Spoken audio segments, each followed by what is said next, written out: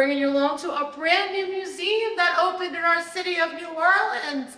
We are at the New Orleans Storyville Museum. We are here with someone very, very special. We're gonna let him introduce himself because we are truly so proud to be here. He's gonna tell you a little more about this amazing museum. Well, thanks for coming. I love that you guys are so enthusiastic about it. And yeah, I'm the founder and lead curator of the Storyville Museum. We're right down in the French Quarter. We've been open for a few weeks now, and people are loving it and really learning a lot about the sort of the sinful side of New Orleans that they might have heard of but didn't really know all the facts about. This is the first time that someone's done a museum about Storyville. Right. It's not just a museum. It's very interactive and it's very immersive. So you're not just looking at boring artifacts. We'd say we bring it to life. How long has this been in the making for? So it's been, years, kind of collecting the artifacts and such. So it's been a sort of a labor of love for a while, and putting it all together. It's taken quite a bit of time. So we're going to go take a private tour with him. Thank you guys so much for having us. We appreciate you. We're so honored to be here. And we're only going to show you bits and pieces because we want everybody to come here and enjoy this amazing, unique Storyville Museum. So let's go have a great time and let's go check out the Storyville Museum. So New Orleans was settled originally, believe it or not, actually to keep a Ponzi scheme going. So France was in a recession. They needed to float their way out, so they actually created currency that they backed based on the gold and silver that was supposed to be in Louisiana. Obviously none. But they told Bienville, we need you to put a city on the Mississippi so we can actually have some credibility that we have a business and we're actually going to try to at least make a go of it. So that's why New Orleans was originally established. But then quickly, we sort of get into more of the sinful side. That's where Bienville needed women for his men, and he really wanted women that they could marry and create families and stuff. But the Duke of Orleans, who was actually known as a rake, a philanderer in Europe, he actually killed two birds with one stone. He cleaned out the jails in Paris of all the prostitutes and put them on a boat and sent them to New Orleans. So our original settlers, literally the first 88 women that got here, were actually prostitutes from a couple of the big mental hospitals in Paris. Well, Bienville writes back and he's like, no, that's not what I really wanted. What I wanted was women that my men could marry. So the next wave, and you probably heard about these, they're the famous casket girls, which were called casket because that's the French translation for purse. So it wasn't like a coffin casket, it was more like a purse. And this is actually a purse from 1600s. You can see there's a famous picture of them, and this is actually, we have one from back then. And the Ursuline nuns took them in. So the Ursuline nuns educated them, they took them in until they were ready to marry. And then we had the Louisiana Purchase. Well, why is that important? Because it really put New Orleans on the map in terms of all the goods that would come down the Mississippi all had to go through New Orleans. And the reason Thomas Jefferson bought it was because France, a year earlier, had shut it down. They actually doubled or tripled the tariff, so it didn't make any sense. So all of the American goods couldn't actually be shipped to Europe. So Jefferson was actually either going to take it by force or he was going to try to make a deal, and he made the best real estate deal ever. He bought pretty much half the United States for $12 million at the time. It was $50 million at the time. 4 cents an acre. And then we get into the Battle of New Orleans, and that's important because it was actually the first Scarlet Migration, we call it. It's all the camp follower women that would follow the soldiers, and they followed them because they wanted to be their cooks, and they would provide nursing services, and they would hem their clothing, but they also provide companionship. Jackson gets down here. All the women are following him, and they wouldn't let him in the city of New Orleans. We still had a wall around our city then. Actually, at Rampart, there was a wall there. There was a wall at Canal Street and a wall in Esplanade, pretty much the French Quarter. And they said, but what we'll let you do is we'll build a camp for you outside of the walled part of the city on Rampart, on the other side of Rampart. And this is actually a kind of a set of what it would have looked like. So basically, they actually created a campground for the ladies. And that was around 1815, 1816. Wow. But then quickly, New Orleans expanded, so that didn't last very long. New Orleans ended up pushing further away from the river toward the lake. And this room, we really talk about the 1800s in New Orleans, which was the sort of, I call it the Wild Wild West. There was all these boats and barges coming down the Mississippi with product, and like hundreds of men on these barges, because they'd have to push it down the river a lot of times because they get stuck on sandbars. So when they got to New Orleans, they wouldn't pay them until they got here, because they were probably afraid that they would just take the money and leave halfway down the trip. So when they got here, they take the barges apart, and a lot of people in New Orleans have heard of barge board, and that's what a lot of our houses are made from, the early 1800 houses. So this is like an example of the barge. This board would have come down probably from Ohio or from St. Louis, and when it got here, they would have taken it apart and they would have made a house out of it. But they also made a red light district out of it, called the Swamp. And this is a great map. So it shows you where we are today.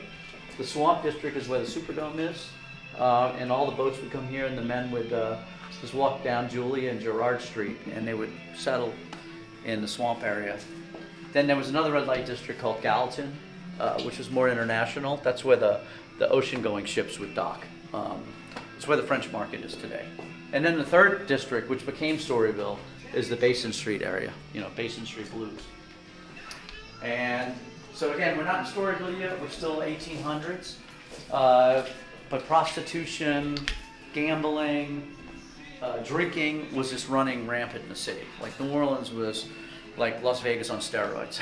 It was really insane. So like this is a House of the Rising Sun exhibit, which talks about this information, and then we have a red light display.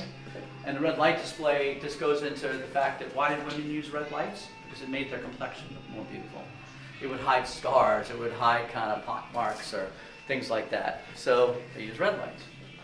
So this kind of sums it up. By the late 1800s, New Orleans was going to be one big brothel unless they did something about it. So that's when you enter Storyville. So a lot of people don't know, Storyville was actually a name named after the councilman that established the law. His name was Sidney Story. And he never wanted to be called Storyville, but the press started calling it, Storiesville. And so the name stuck. Great name. And they created the main district, but then they also created an uptown district, or also called Black Storyville.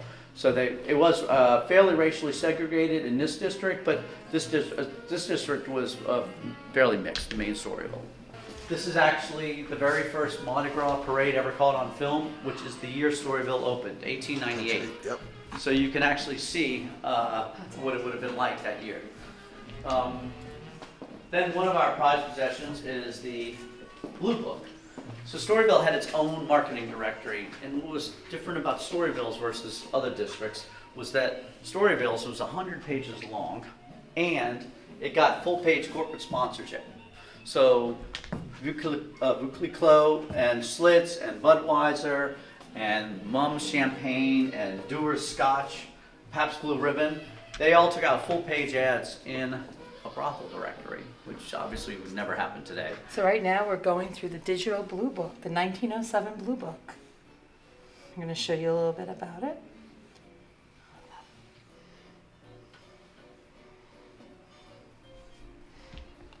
Wow, this is so fascinating. But back then, it was kind of a thing. It's standard. Yep. And then this is the map of Storyville. And so it actually shows you all the red was the brothels. So 399 was 400, 2,200 sex workers. This is the Peep, mind you.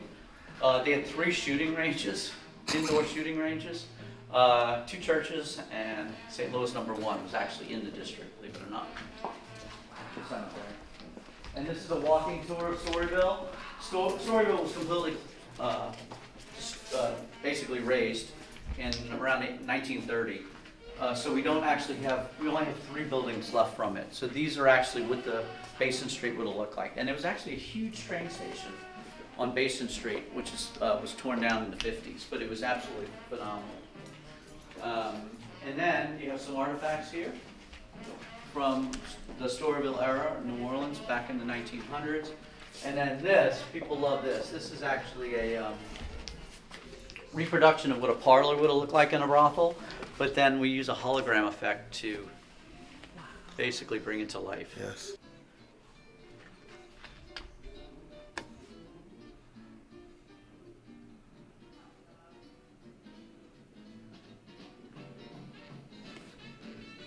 Franklin Street was actually the famous street for all the clubs. So you had the Tuxedo, and you've probably seen the Tuxedo Band doing second lines. That's actually the successor of the original Tuxedo Band.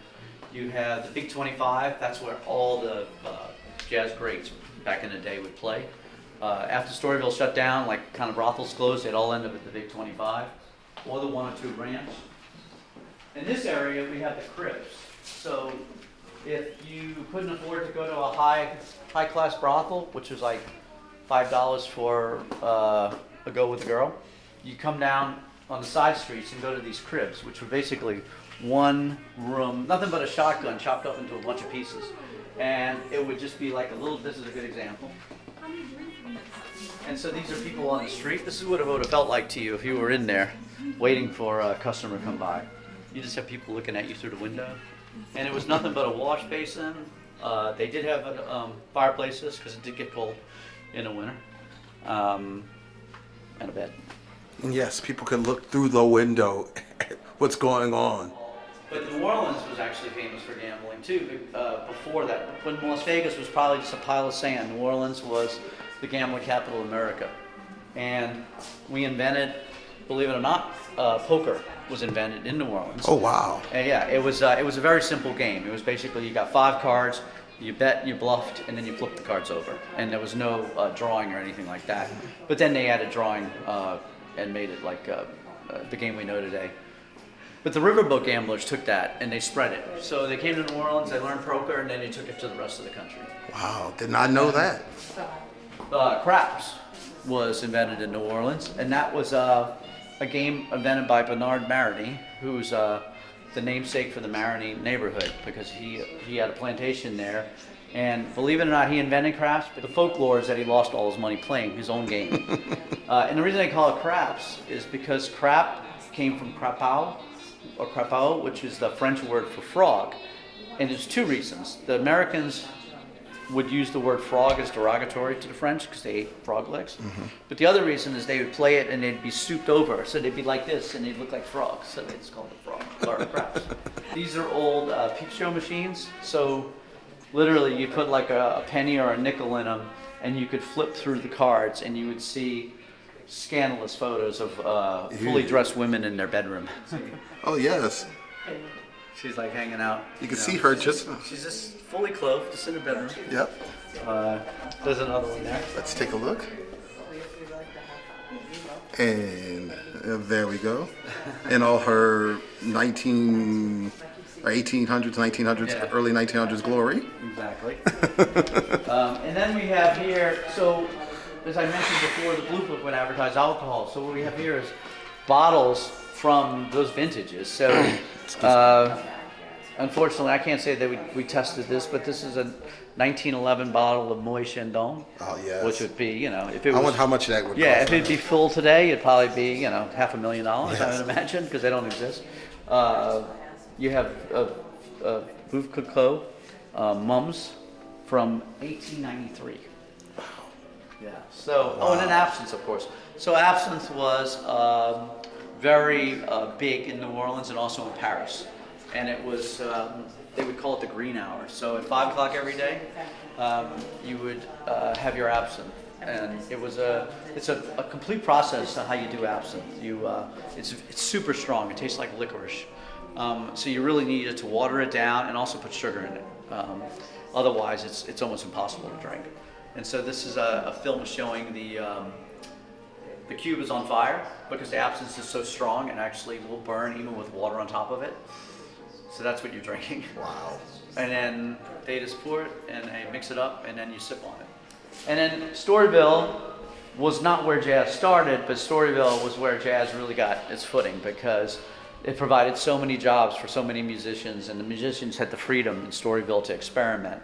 And then when Storyville shut down, there was a period actually where the clubs were forced to shut down for a year because there was a gunfight, and a lot of musicians went to Chicago and L.A. This is like in 1910. Then they opened again, they came back, but then Storyville, when it shut down in 1917, all the musicians had to leave the city for work. So that's when jazz went to Paris, New York, Chicago, LA, for the most part. Yep. How old is that piano? So that piano is actually from a brothel. It's from about 1910. Wow. And they would call them Nickelodeons, but the brothel ones were a quarter Nickelodeons. I don't even know if that's a word, but they would be a quarter instead of a nickel. And usually they'd have a piano player like Jelly Roll Morton was famous for playing in the brothels. He also said he invented jazz. He said a lot of things. He was a very interesting character, but he definitely played jazz. And he would play piano, and then if you took a break or it was a slow night, you just put a quarter in it and it would play tunes for you. See, Nickelodeon just wasn't a channel on your TV. Yeah, exactly. A famous photographer, a commercial photographer, he worked for the papers, and he would take pictures of, you know, bank buildings and real estate and shipyards and stuff like that. But he had a hobby, and his hobby was to document the women of Storyville for his personal collection, let's say. So he was actually well known to them. They all knew him. And coincidentally, his house is literally next door to the museum, which is also across the street from where Storyville was. So it was easy for him to go out his front door and go meet with the girls and take pictures. And here we have a camera that he used. Not necessarily his camera, but basically the exact make and model and year. We also have a glass plate negative. So negatives back then were on glass plates of a brothel, and you can see it's in Storyville. We don't know which one it is, but you can see the piano in the back, the champagne bucket. There's no furniture other than seating furniture because the girls would come around and parade around and probably sit on the guys' laps, I'm sure. And then when Belloc died, they found 89 of his glass plates of the women. And fortunately, somebody realized the value of them, and they ended up in the hands of this photographer by the name of Leo Freelander, and he actually made copies from the glass plates. So he made, like, taking that glass plates, and you'd be able to make a copy of it. And so these are originals directly from the glass plates of the ladies. And then these were actually from an exhibit, a picture book exhibit from the New York MoMA from 1970. And then actually we get to the end of Storyville. So why did Storyville close down if it was such a great thing, or a money-making thing? It was because of World War I. So the Navy, U.S. Navy, and the Army both put bases here because it made sense. We're at the Mississippi where you could send the troops off to Europe. And the Navy did not want, primarily the Navy, actually, they were driving it. They didn't want the servicemen to go in Storyville because there was no cure for venereal diseases. So if they got syphilis, they were out of commission. And they actually even had books. These books are from World War I, and they would say, you know, syphilis is a far worse enemy than the Germans because, you know, it could run right through the troops. So they went to the mayor at the time, Martin Berman, and they said, you got to shut it down. And he tried to hold out, and finally the Navy said, if you don't shut it down, we're coming in there and closing it. So he had a great saying, which he actually said when he submitted it to the city council. He just said, you can make prostitution illegal, but you're not going to make it unpopular. And he was right, because they closed it down, and all the prostitutes just left. They left the area. They went into the French Quarter. They went back to the other neighborhoods they were in. So it didn't really stop it. It just spread it out throughout the city. Yeah. So now it was worse because now it's everywhere. After you're done with the museum, make sure to visit the shop. They got all types of books, and they have other personal items to go along with the books. And as you know, no good attraction is an attraction without a good shop, and they have one here. So check it out. So hope you guys enjoyed the New Orleans Storyville Museum. What did you guys think? We absolutely loved it. This is the first time it's been done in our city. There's never been a museum dedicated to this. Thank you so much to the New Orleans Storyville Museum for giving us a private tour. This museum only opened less than 30 days ago, and we hope everyone comes and supports this amazing museum because they worked so hard, years and years in the making to put this together, right, hon? Yes, true story. Yes, it was worth every second of it. So we can't wait to be back very, very soon. We're gonna link all the information below. So when you come to New Orleans, or even if you live here, you need to check out this amazing museum. Thank you guys for having us. We appreciate you, and we're so excited to have this in our city. So with that said, that was amazing. We enjoyed it. We can't wait to come back. And laissez-les bon temps rouler. Let the good times roll. And right above us will be our Mardi Gras playlist, because Storyville and Mardi Gras go hand in hand. As they do. So click on that playlist and we guarantee you're gonna have a great time with it.